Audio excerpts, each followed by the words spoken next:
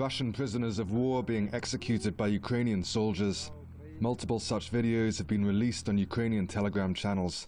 The most recent shows 11 Russian soldiers shot in the head after being detained.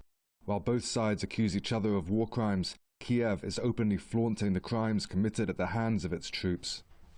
At a press conference in Lugansk, a Russian soldier, Dmitry, recounts what happened when he was captured on the front line. They ordered me to lie down, hands behind my back. One of them came up to me and hit my back with the handle of his machine gun. They put a bag on my head and waited for their commanders. In some time, the commander came, took the bag off my head, took me by the throat and started to cut my left hand with a knife. It's still functioning badly. He hit me in the teeth. And afterwards, when they took my machine gun from the vehicle, he asked if it was charged. I answered that it wasn't. He took the cartridge from it, clicked it, pointed at my leg and clicked. Nothing happened because it was really not charged. He said I was lucky. On the screen, gruesome images.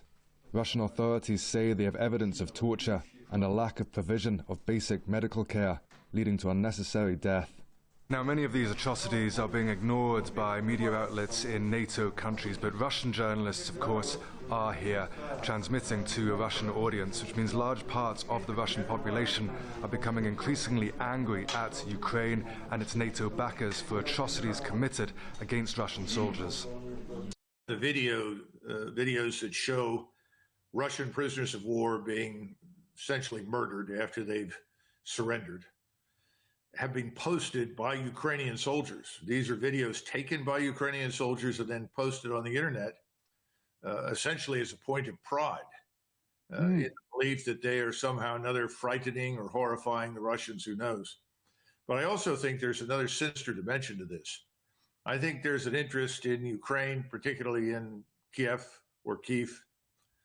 to ensure that there can be no negotiated settlement between Ukraine and Russia, not so much because of people in Kiev that might be willing to talk, but I think there's growing fear that Washington will ultimately abandon them.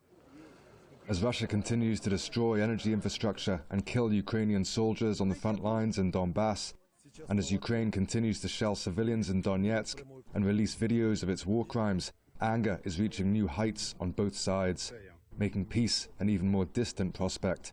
Johnny Miller, Press TV, Donbass.